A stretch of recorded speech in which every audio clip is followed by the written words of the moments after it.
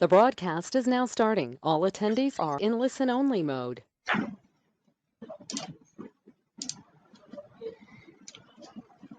Hello everyone, and welcome to our webinar on emotional intelligence, the leadership X factor. I can see around 40 or 35 odd people have joined in the session, and the attendee number is slowly rising, which is always a good sight. My name is Vikrant, and I, along with the speakers, I'm really excited to have all of you on board, and we really hope that you enjoy the session today. Though this is a listen-only webinar, but we would still like to encourage audience interaction. So please do not hesitate to ask your question or share your opinions. There's a chat function on the right side of your GoToWebinar portal. Please use that option and share all your questions and doubts that you would have. So without any delay, let me quickly jump into the introduction of the speakers today. Firstly, we have Ms. Neelu Chawla, who currently leads corporate learning and leadership development globally for Genpact. Over the last 19 years, Neelu has built her expertise in ITS training, knowledge management, learning technologies, OD solution design and development, leadership development, and culture and values implementation. She has spent considerable time digitizing the LNOD landscape through new age learning practices and technologies to build a much more flexible, agile, and inclusive workforce capable of driving digital transformation. She's a certified managing successful programs practitioner and a qualified facilitator for multiple globally recognized behavioral development programs and initiatives. Neelu, we welcome you to the webinar. Second speaker today is Ms. Divya Verma. Divya is the principal consultant at InspireOne, and she also heads the leadership practice. She is an experienced trainer, a seminar leader, a speaker. She has consulted with various leadership teams in developing executive and organizational level engagement optimization strategies. Before InspireOne, Divya had worked for Gallup for around 2 decades. Most recently as a practice expert and lead consultant for executive teams for most key accounts in India. She's also worked on and led key accounts across Gallup's offices in Thailand and Australia. Her portfolio includes organizations from banking and financial sectors, hospitality, media, telecom, infrastructure, automobile, and IT. With this, I would like to conclude the introduction, and now I'll pass this virtual podium to Divya. Thank you so much, Vikrant, and good afternoon, everyone. Thank you for making time to join us today. Hi, Neelu. Really lovely having you collaborate with us on this discussion today. Thanks, Divya. It's a pleasure to be here and look forward to the discussion. Great, absolutely. Let's get started. Very quickly, what are we going to talk about today? So Genpact is known for its Gold program. It's one of your leading programs and very well branded and managed programs to identify future leaders. And we would like to hear from you about the program and also about the fact that this year, when you selected your batch of participants for this cohort of learners under the Gold program, you made a very critical decision and a very critical change. You included emotional intelligence in both the identification of the right talent to put through this program, but also included that in helping them develop not just their skills that they require for higher order jobs within the organization, but also the emotional maturity that comes with that. So both the learning as well as the identification of this talent is being done a little differently this year. So we'd love to talk about that with you. And then use that to spend a brief few minutes telling everybody about InspireOne's approach to measuring and managing emotional intelligence using the PEQM, which is the Personal Emotional Quotient Meter assessment that comes to us through our partnership with TAC and TMI. It's one of the most frequently used EI tools globally with a really interesting variety of applications. And so that will be something that I'd like to touch upon as well in our discussion today. But like Vikrant said, please do use the chat interface and send in your questions and thoughts. Neelu and I will keep trying to address them along the way. And I can see the number of participants inching up. It's a Friday. Hopefully people are wrapping up meetings and making some time for a little bit of discussion on this before they hit the weekend. This is not something which will be new to a lot of you. We have, fortunately, a great bunch of HR and learning practitioners who have joined us today. But really, a quick recap of how we define emotional intelligence. And of course, one of the leading proponents of this is Daniel Goleman, and he talks about emotional intelligence as not just the capacity to recognize your own feelings, but also those of others around you, so that you can navigate through all of that in a more optimal manner. So you understand how you're feeling, why you're feeling the way you are, how that's either helping you be successful or coming in the way of you achieving your goals and your, what you desire to achieve in your careers. And how that then relates to people around you and how you can build this skill. What we like to remind people of is just like you can build your IQ, you can build a skill, you can practice a skill in a certain area. Emotional intelligence and social intelligence are also something that if you put your mind to and you start to practice under the guidance of good coaching and feedback, you're able to build your emotional intelligence as well and leverage it more strongly, as you think about higher order achievements for yourself personally and professionally. And I would think that, again, this is not something which is new, but a reminder, a recap is always nice to see.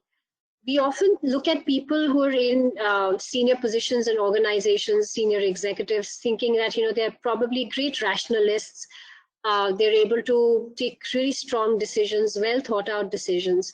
But the more and more you study neurology, you find that really some of the greatest strategic thinkers are able to activate other parts of their brains as well that are often linked with emotion and intuition.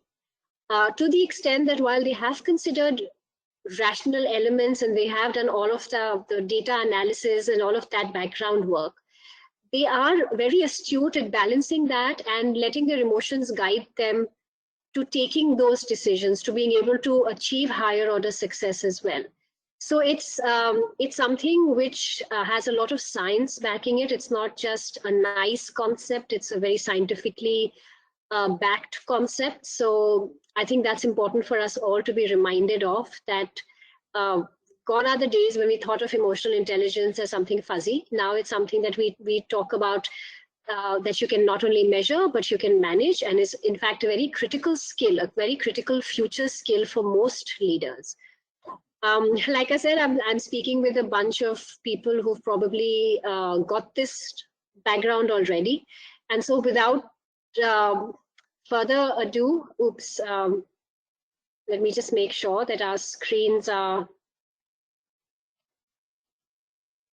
sorry about that. Sometimes technology in these days can be a little bit of a challenge as we all work more and more remotely. Yeah, so with that, I'd like Neelu to invite you to tell all of us a little bit about your flagship Gold program, a little bit about its history and its strategic significance within Genpact. Great, fantastic. Thanks, Divya. So, like you said, Gold is, is our flagship leadership development program. It's targeted at the middle management level. And in our organization, we call that population the managers. Gold is a program that's focused on developing leadership within these managers and preparing them really to drive growth and profitability for us in the future. So it's all about identifying these high potential individuals and growing them in a select set of skills that we identify as skills of the future, and preparing them to take on these critical and transformational roles in the next few years. Gold's history has been interesting because Gold was the first program that we had designed 15 years ago under the leadership development banner in Genpact. And we've been delivering this program year on year since then. So typically every year we select around 75 to 100 high potential managers, and put them through a 16-month journey, which in our parlance is no less than an experience of an MBA. It's filled with a lot of opportunities to learn, a lot of experiential opportunities, huge amount of exposure to the various parts of the business, to various leaders in the organization, to what we do for our clients, etc. And of course, a great amount of engagement, to really build the cohortship, the sense of belongingness, and a certain level of serendipity for the group. So over the last 15 years, we've had approximately 1,000 leaders, a little over 1,000. In fact, this year we crossed the 1,000 mark. So we've got approximately 1,000 plus leaders who've been through this program. Some are with us today. In fact, a big chunk of them continue to be with us today. Many of them have moved on to build different careers. But for the ones that have been with us, we've actually seen some remarkable growth. So, some of the points of the impact that this program has been able to create in the organization is really cited there. But I do want to call out 2-3 areas that make a lot of difference for us. The first one being our relationship with our clients and how we run business for them. So what we did realize is that the leaders that have gone through the Gold program have a much higher net promoter score than their peers who haven't had the opportunity to be a part of this development journey. And that says a lot, because it does talk about the kind of client centricity, customer focus that we've been able to help them see and build through these years.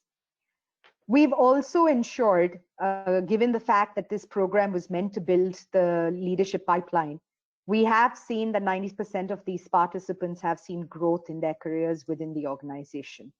And 36% of them have actually seen accelerated growth, which really means that they've jumped at least 2 positions in 4 years, which for us is a big deal given the kind of scale and scope of work that they normally do.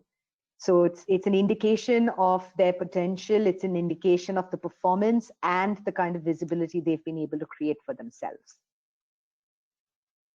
Excellent, excellent. So moving on, I know that in the past you've used a combination of IQ, performance, and potential to identify people.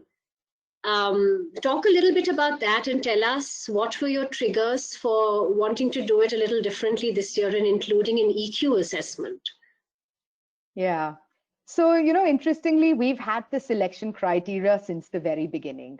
We started off with performance potential pretty much. A couple of years down the line, we had introduced the IQ assessment, and, that's how it's really been. And honestly, we've seen the kind of results, so it worked for us. But, the program is about rebuilding future-ready leaders. So when we went back to the drawing board last year and we said, what is it that we need to do differently to grow our leaders to be future-ready? We really looked at what does the future have in store for us? And what we were looking at was that the ways of working in an organization were changing. We are an extremely global organization, very, very virtual in nature. Our clients are global. A lot of people are working from different locations. There's offshore business that exists. And in order for them to deliver, they need to work with virtual teams across regions, across geographies, across functions. So we realized the necessity for them to be able to work more effectively in a virtual environment. And that meant not being able to build those relationships as comfortably as you would in an in-person environment. That meant to be spending more time in understanding the people on the other side, their culture, their nuances, with a lot more empathy than we'd probably need them to have today. And, also the necessity for them to invest in the networks and relationships, because we've in the past always seen that the stronger your personal networks and relationships in the organization, the quicker you're able to navigate through the organization, and therefore you can succeed much faster. It's literally one of our cornerstones for a successful career at Genpact. So given that, we wanted to really spend a little time to understand and say, how could we evaluate whether the people who were coming into this program have the potential to be more empathetic, to build these social relationships and networks, to work with people across boundaries, and eventually be those people leaders where they put their teams and their clients first than themselves. Yeah. And, that's when we went and started evaluating, the concept of emotional intelligence. We dug deeper, and that's how we all met you and heard more about the assessment. Yes. And felt that this assessment would be not only a great way for us to identify that potential, but it was a beautiful way for us to also leverage it as a stepping stone into their development journey. And we could also use it to build that journey. So it was honestly killing two birds with one stone for us, not just selection, but development as well. And that's how we decided that, EQ is definitely going to be a criteria. And the best way to do that is not just to get some verbatim comments or run a 360-degree and get inputs, but to really use an assessment that could give us a very good view into both their current potential and their propensity to grow in this space in the future. Yeah. I think you've summarized that beautifully. We've already got a couple of questions coming in, Neelu. There's one person who would like to understand if you've been, and I'm sure you have, studying the trends with regard attrition of this high potential group and the impact of gold on that. And of course, it's very early to see that this cohort that you've selected using EQ, how some of things turn out. So it's early days for us because we've just done the identification of people and started the development journey with them. So we are still, that analysis would be in the future. But in the past, have you looked at some trends with regard attrition? Absolutely. It is one of the critical measures of success. Yes. Typically the attrition that we have seen in the organizations is, and in the industries, is really in the late 20s. And with people who have been through this program, we've ranged anything between 10 to 15% through these years. So it's definitely a great story for us. Yeah. And as we start building some of these metrics into the future with this new methodology of selecting and managing this group, it'll be interesting to see, to continue to measure some of that impact on the parameters you listed for us earlier as well. Absolutely. I know it's early days, and we've just to give everybody a little bit more background. There was a large group of over 600 people who took both the IQ, EQ assessment, who nominated themselves for the Gold program, and we filtered that down to a pool of 101, I think, finally, Neelu, to take through the Gold journey for 2021. And while all of them have obviously gone through the assessment, they've all received feedback on this process as well, as you mentioned. What are your early observations of this cohort in terms of how you're interacting with them, the leaders that are interacting with them? What are you already noticing about this group which stands out from how the Gold group would have been in the past? Great. A few of these are already highlighted, but I'll share a few instances that have, helped us realize that this group is probably going to be a little different from the rest that we've seen. And like you said, it's early days, so we have a few stories to, of course, share, but we'll see the evidence once this batch graduates in the end of next year. When we started the program, when we communicated about it in January, it was a typical in-person delivered intervention-based program, right? And during their selection process, we had to let them know that this program is shifting from a full-blown in-person to 100% virtual. Never done in the history of Gold. It's our first attempt at going 100% virtual with a leadership development program. The same input was given to the previous batch, where we told them that the last leg of their program would be delivered 100% virtually. And we have seen a very different response from both of them. We found the 2020 batch a lot more open and receptive to the idea. They saw the value that it would bring in the future. They were very understanding of the fact that, there are always going to be pros and cons with each way, but it's also up to them as individuals to make the most of it. And therefore, that sense of accountability, that it's not just the leadership team and the organization that needs to make this successful, it's they themselves who will also need to partner with us to make this successful. I think that was a very, very big hit with all of us, because it allowed us to move into the virtual way of delivery very quickly. Great.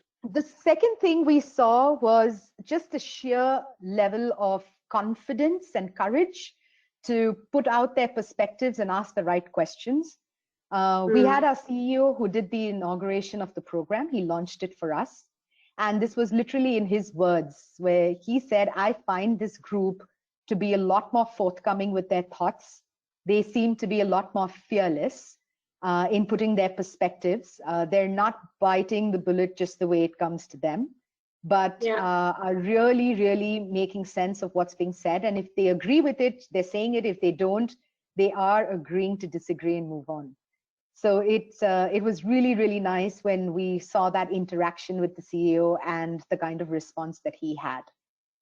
We've also, in the last few months, delivered a lot of initiatives in a virtual space.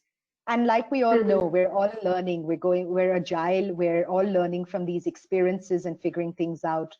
They have been very, very positive and very constructive in their feedback on what we can do and how we can make them better. I think just the sense of co-creation from the word go is something that's been very, very appealing to all of us. I think we've been very happy to see the level of collaboration that they've been able to bring to the table. Excellent, excellent. And just picking up on some of the comments and questions coming through as well, somebody's asked, in the current work from home situation, do you think handling of EQ is becoming a necessity? So of course, for you, it was an important aspect to consider for your gold cohort. But as you're working yourself more virtually and your teams globally are working more virtually, are you seeing a need for this at a larger base as well? Absolutely. I'm just so glad we thought of this, a little ahead of the game, because now being able to help people see the value of EQ has just become so much easier. We all know that today's work from home environment requires us to know people, first of all, know ourselves better, be a lot more resilient to what's happening around us, and in turn, trust the people of what they're doing, because we can't see them the way we used to. We can't watch over them. We can't guide them as much as we used to. So the need to be able to trust people, the need to be empathetic to their situations, work from home is not easy for everyone, and everyone needs to find their own balance between work and life in this space. So clearly, yes, I think the need for us to invest a lot more in building relationships, invest a lot more in networking, knowing our people a lot more in ways which are not common to all of us, and understanding and trusting our people a lot more is very critical. And I think the neurology, like you said, of emotional reasoning, where it is about not just about logical reasoning, but bringing in intuition, all of that plays a very, very big role. Yeah. Just to add to that, at InspireOne, we've had a much larger interest on this topic in the last couple of months. So we've been working with several organizations in this space for decades, but this last couple of months with this entire work from home experiment that we're all going through, organizations are trying to find new and innovative ways of staying engaged with their people, talking about emotions more openly, talking about stresses more openly than ever in the past.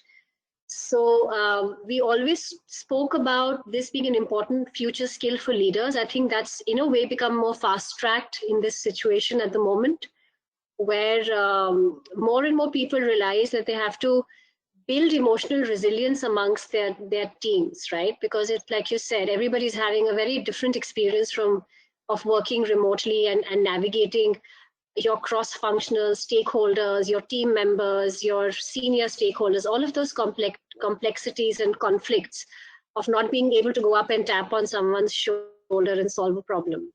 So we're also finding that this is very topical. A lot of organizations are getting more and more aware about building this capability internally. You, of course, like you mentioned correctly at Genpact, were ahead of the curve, because when we started discussing including EQ assessment, there was no COVID on the horizon at that point. So you, of course, understood this well in time.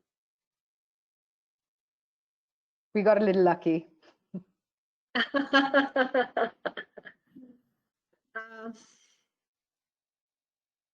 Let me take a couple of minutes now, and Neelu, please add your perspective along the way, because we also had the privilege of interacting with all of the 101 people you've selected to be a part of the Gold program for your 2021 batch.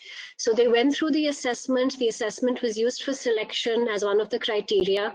And then coaches and consultants at our end met with each of these people virtually for about an hour, sometimes a bit longer, to give them feedback and have a nice open discussion around their emotional competencies and how they're playing out for them, and also potentially areas of development that they can consider. So the first thing I'd like to highlight for all of us is that, of course, this was a group where the average emotional intelligence, the average EQ score was very high, because that's what you selected for. You were consciously picking people with that high level of emotional maturity.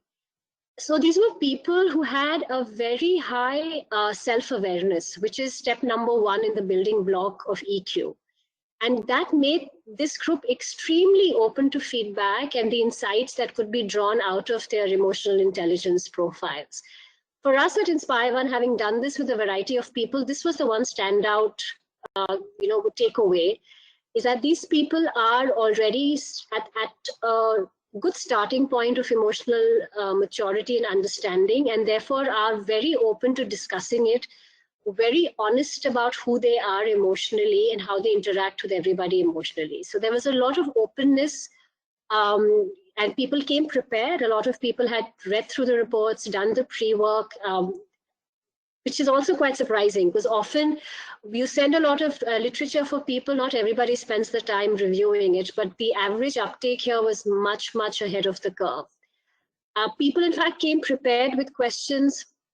A lot of them were able to pull out very clear examples of how various things related to their work lives and their personal lives. And the one thing which we found out about this group of very high emotional score individuals is that they're very excited about taking on even higher challenges. The one thing that I heard a lot from the people I coached was, I keep thinking about how I can do even more. And what a great quality to have in a Gold program, Neelu. That you're anyway investing so much in these people. So much effort is going into upskilling them for future roles. And here you have people with that hunger and desire to be challenged, and the capability also emotionally of stretching into situations which are even more demanding than where they find themselves. Do you find that reflected in your assessment as well? Yeah, absolutely. So, one of the aspects of the Gold program is also to ensure that all these leaders become ambassadors of our leadership attributes and behaviors in the company that we call CI Square. It's basically about being curious, incisive, courageous on a bedrock of integrity. And our entire learning culture is based on the principle of continuous learning and curiosity, where we do tell our people to say, that it's okay for you to say no, that you don't know something, and go out and immediately ask and try, because that's the only way you're going to learn, and that's the only way you're going to stay ahead of the curve. And therefore, learning agility is literally the foundation of the leadership behavior we want people to bring in when they come into Gold. And I think this very beautifully brought that out in the various activities and various incidents that they've displayed. And with that, the same point that we saw in our conversations and communications, that hunger and that willingness to learn is extremely high. But at the same time, the humility to say, I don't know what I don't know, but I'm here to learn and figure out, was high as well. Yes.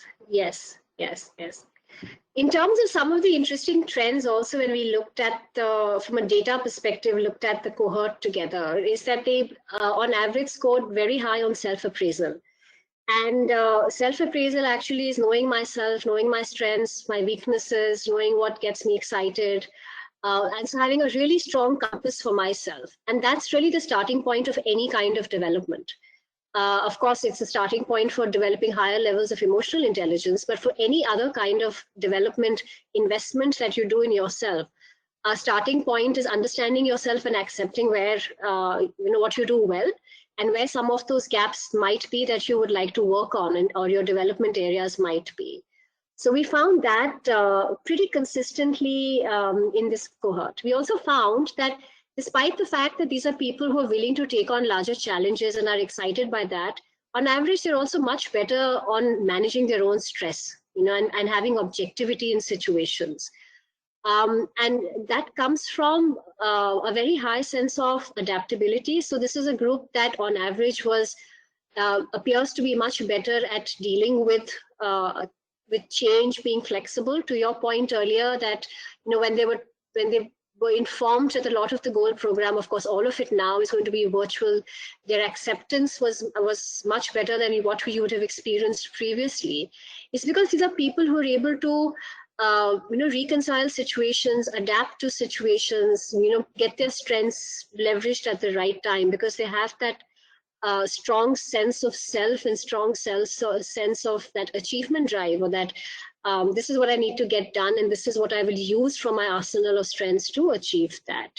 So I think that was a really interesting insight for us. Of course, it's a big group, and we have tons of patterns which we won't really go into in that detail with our group today.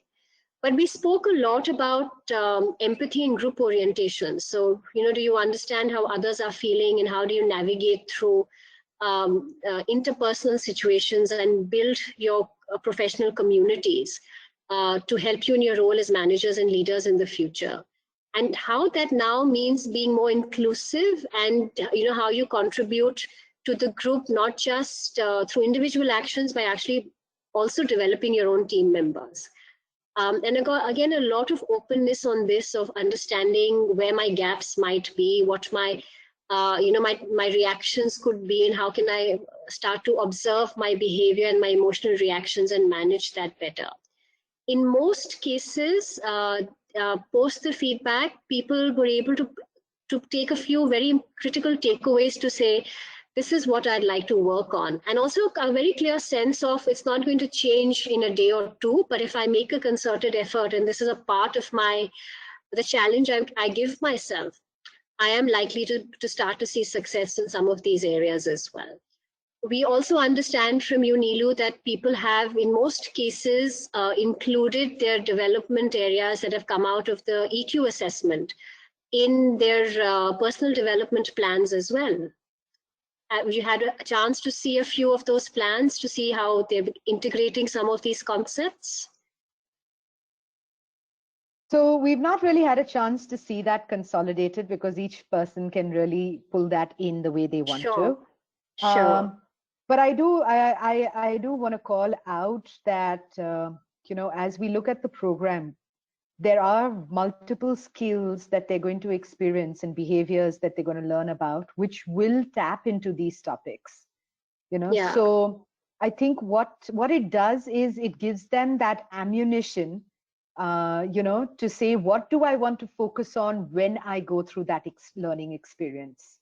And that's how we can help them personalize those journeys.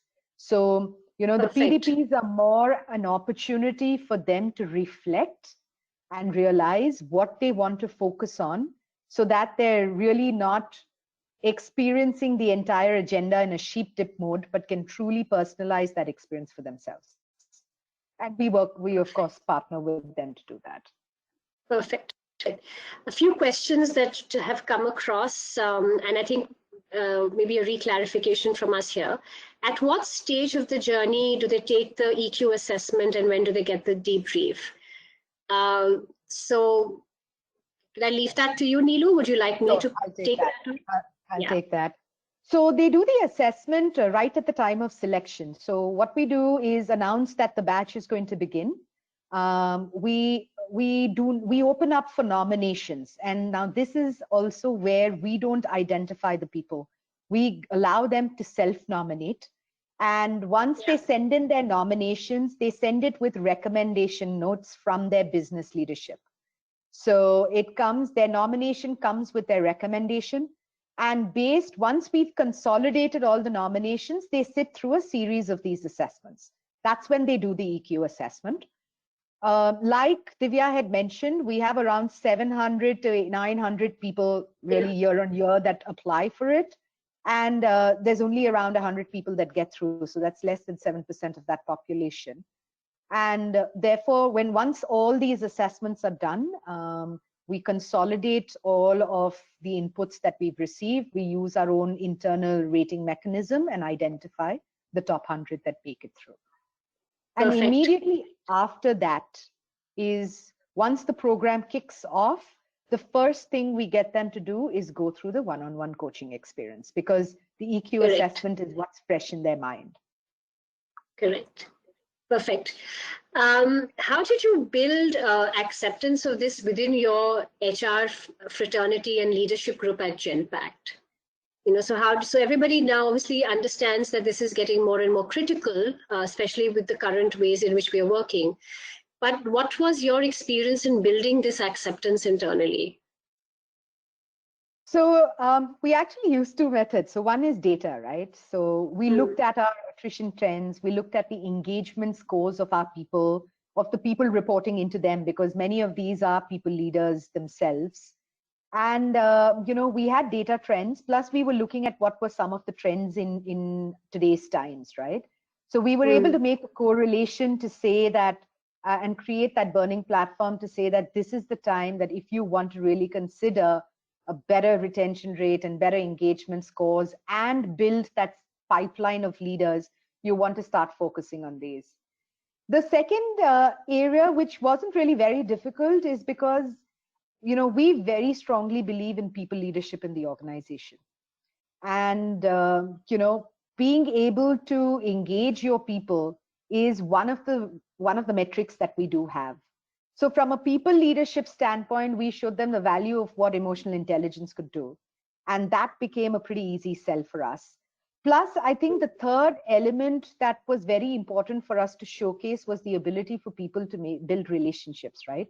And in our company, we always looked at networks, as a very, very critical pillar to success. So, that's the third angle that we did leverage. But what we also did do is we got a few people to take the assessment. So I remember I went through the assessment. I shared my results, with my teams. My team, a few people went through the assessment. Our organization and staffing leader for the organization took the assessment. And I think it was also just that firsthand experience to say, what is it that I'm getting out of it? And how do I personally think this can add value? Made a lot of difference. Excellent. I agree with you. I think when you experience it yourself, you get that report and you get the feedback. And you sort of are made to think about ways you could use that and develop your emotional strength and adaptability in your professional lives. I think that sort of makes it really come alive for you to understand how this would be beneficial for other colleagues as well. I think that's a really important step that you included in that process. A lot of questions and interest around the GOAL program, Neelu. So I'm just going to ask you a couple more, and then hopefully we'll have more time towards the end as well. Is there a reason why you put 700 through it and it's just 100 that are selected? Is there a methodology or a standard you're following there? And I think it's just to do with how many people you want to put through the GOAL program, but help me with that as well. Yeah. So the 700 really is not a number that we're chasing. It's really based on self-nomination. We do want people to have spent at least a year in the system, so they have a little bit of an understanding of the organization, of our ways of working, what our direction is, what our purpose as an organization is, etc. But we've seen it could be from 700 to 900 to 1200, 600, and we're okay with that, right? Yeah. What's very important for us is that the intent of participation needs to come from the participant and not necessarily from the leadership. That willingness to go through this comes from there. The top 100, we stopped at 100 this year because we knew we were going into a virtual delivery mode. So I think it's more in terms of saying whether we'd be able to do justice and take forward the legacy and the practices that this program has been able to build, and at the same time bring in the new fresh value that going virtual delivers. So that's how we've decided on 100 today. But if we are going to be able to industrialize and scale this in the future, which is what our leadership would love for us to do, we'd be open to looking at higher numbers. Super, super. And at the end of the 16 months, do you have another assessment of any other kind or an evaluation built into the goal program? They go through evaluations through the 16 months. So there are multiple evaluations on leadership behaviors, on performance, on the various skills that they go through. The entire program has been redesigned to be delivered in the flow of work. So they don't really come out of their workspace. They're learning all these skills in the flow of work, extremely contextualized to how they need to leverage it and implement it in the workplace. So they get tested month on month through those 16 months. So really graduation is more a culmination of the various evaluations they've gone through the journey. Yeah, I think the group today can learn a lot. I mean, of course, we're talking about EQ and how that's been applied here, but you're, of course, much ahead of the curve, even in how you're managing your high potentials with the clear focus you have with the goal program for several years now. So I think therefore so many questions, because this can be an area where a lot of organizations struggle and don't have all of their methodologies sorted out. So you've, of course, done a lot of great work here, which is why a lot of questions very specific to understanding how you're building this pool are coming through as well. No, but would be glad to connect with people offline. So, feel free to reach out to me offline, and I'll be more than glad to answer any questions the group has. Yeah. Thank you for that, Neelu. Very quickly, we have just a couple more minutes, and I want to keep taking questions. I'll just talk very quickly about our tool to measure EQ, which is called PEQM, Personal EQ Meter. And really the founder or the father of this whole concept of emotional intelligence is Baron, and this concept goes back to the late 1900 odd, so it's been around for a while now, but this is when the tool was developed and validated. And it's been, like I said, it's been many years that we've used this and built a lot of expertise and experience around it. Really, it looks at your emotional and social intelligence on two broad parameters, which is one internal to you, your intrapersonal emotional strength, and one is interpersonal. So we, of course, talk about your empathy and your social awareness and group orientation and interpersonal skills. But the starting point often is yourself, So we talked earlier about this goal group having very high self-awareness and self-appraisal. So they know what they're good at, they understand how emotions play out. A lot of them even spoke about identifying an emotion before it started to really impact them, and knowing how to control through those situations and being more in control, therefore, around how they express and manage those emotional and social situations. Being able to then use this strength to manage your stress, manage the way you communicate, be more self-reliant, which is around your strength of decision-making and independent thinking. Be open to change, be great problem solvers, because you're able to balance your emotions as well as the rational aspects of how the problem is presenting itself and the emotions the problem is creating within you. And in general, a group that had high levels of optimism, very high levels of achievement drive, and a measure of happiness, right? So despite being driven people, knowing how to balance all of that and find moments of joy in the everyday situations. So this is the construct on which you using the tool that I've been talking about with all of you. And very interactive, interesting outputs come out, and that's samples of this are presented to you in terms of what a report would look like. When we'd coach and give feedback, we'd get very specific on each of these 15 components across these intra and interpersonal aspects of EQ, and let initially the recipient do most of the talking to talk about why something is a strength or a non-strength based on experiences, situations they find themselves reacting to. And often actions come out of that. Often actions come out of that strong sense of self-reflection. We of course track to see, are you just like any assessment, where you are on the spectrum. Would that qualify as strong emotional understanding, or would there be very large gaps for you to be concerned about, especially as you think about taking larger roles and developing your careers further? And all of this, of course, now is the new layer of complexities, that whole working remotely, navigating through the background noise that's coming these days with COVID and how the world is going to change and turn out for all of us. So it's an online tool that takes about 45 minutes. You get a great report. And then very quickly to talk about the variety of ways in which this could be leveraged and applied.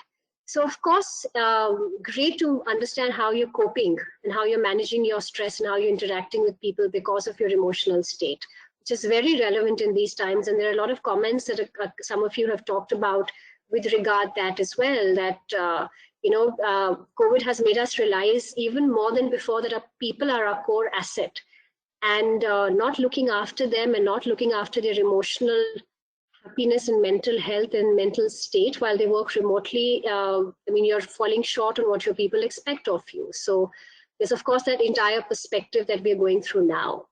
But even otherwise, assessments around EI and feedback around EI are great to include in your leadership development.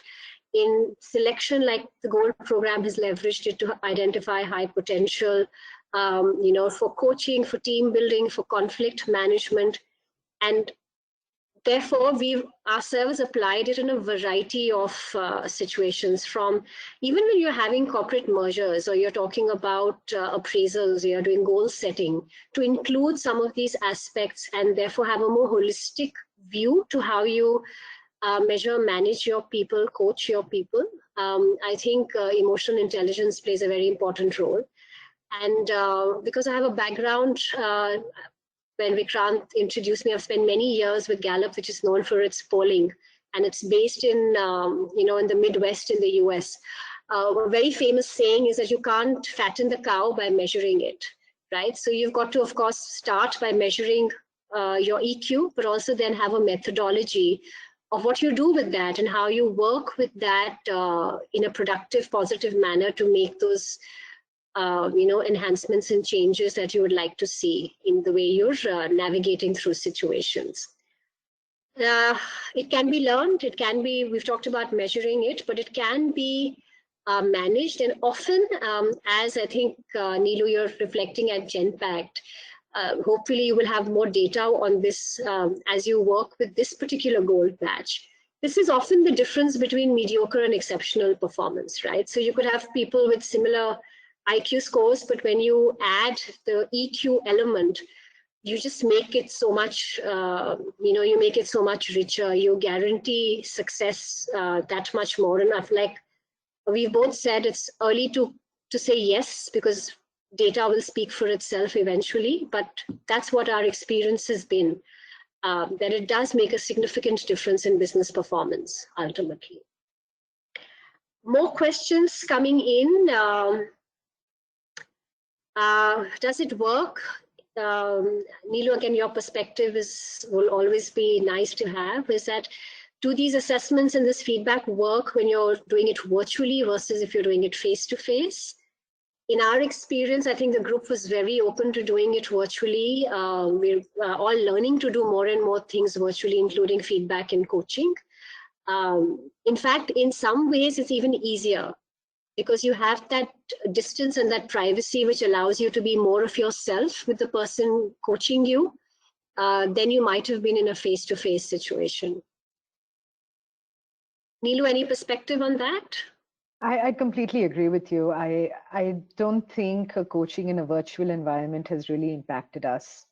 In fact, it does allow you to reach out also, like you rightly said, more comfortably, and gives you that space that you probably need. And plus, these assessments are anyway online, so taking them virtually really Correct. doesn't. Correct. Correct. And of course, when we go through the process of using EQ for development plans, you spend some time with the learner understanding their scores and what they mean and how they impact their performance, their relationship, their how they build networks and how they problem solve. But often people do walk away with very clear ideas. And I have to say, with the gold cohort this year as well, for the people that I had the privilege of interacting with, first of all, not by design, but just the way the appointments turned out, met a very diverse set of people. I met and spoke with an ex-Marine in the US to a young mother in India, both high performers, both very high on their emotional quotient as well. But just the examples they had and where they feel that they need to get better at and what they need to do differently, what comes naturally to them, so open to discussing. And both of them, for example, at the end said, I've had at least 2 or 3 aha moments to say, this is why this happens to me. This is why I have low tolerance for people who don't get the work done on timelines. Or this is why I have an inability to step away sometimes from a situation and analyze it. So just very, very clear about being not just accepting, but also understanding, of how they can use this in the future. Yeah. That's what we had in mind for all of you today, to talk a little bit, of course, with Neelu about how they've used this measurement and feedback process and how they hope to continue to leverage this. So hopefully people are building this into their personal development plans. There will be follow-up conversations with their coaches to see how what their experience has been when they've tried a couple of these actions that they had noted down for themselves, and the self-awareness that the tool in itself built for them, how that has that's helped them, and how when they've now sort of had to work even more virtually, they've used this knowledge to their advantage. So, I think it's an interesting journey that you're on, Neelu. Any final thoughts while we wait for final questions? No, it indeed is a very interesting journey, Divya, and we're really, really looking forward to see how this entire journey unfolds, and how each of these leaders really grow into becoming future ready for us. But yeah, I think the only thought I'd leave people with is that, academically, there's a lot said about EQ and IQ and the right balance. The best way to know it is to try it. The team has been very supportive that way for us to have experimented and explored the tool and the system first. So do get a flavor of that, and then really look at parameters around you: performance, attrition, engagement, growth levers. And if you really drill down to see what's driving the difference, you will realize it'll come down to one of these behaviors under the scope of EQ. And that in itself can be a very, very powerful way to build your burning platform for why this will be critical and important. And the world's heading into the virtual ways of working. So I think we're hearing enough of this there as well. True, true. I think we probably have a minute or so for one last question. So somebody's asking if you want to, consider EQ for EQ assessments for your high potentials or for development. What are some of the things that at an organization level to keep in mind? Are there any do's and don'ts? Of course, one is to try and experiment with it and start small and experience it for yourself. But any learnings of how you've done it that others can think about as well? Yeah, I think one is many organizations have a T&I process as well, right? Where you're trying to do some needs identification, etc. I would say do a correlation of the needs that are coming out to the various, sub skills that gets focused around in EQ. If you believe that there is a strong correlation between the two, it's probably a time for you to look at EQ. So go into that TNI and the skills. Look at look at engagement. That's a very, very, very powerful tool. So feedback for your people leaders from their people. If you just read the verbatim comments, sometimes just a quick NLP on the verbatim will help you understand the keywords that you're looking at. And that will show you the kind of correlation you need to see with EQ. So I would just say that it worked brilliantly for us. First, try it out, experiment and explore.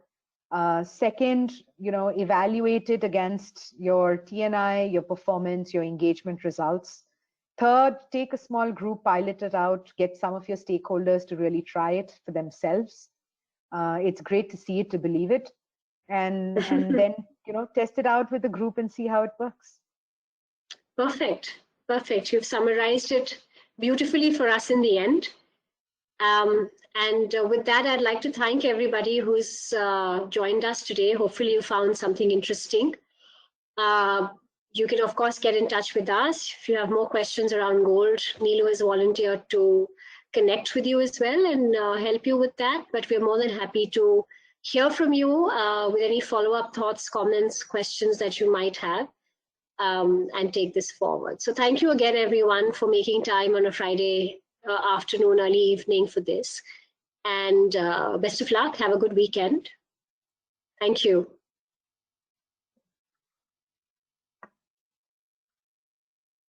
Thanks, Vikram.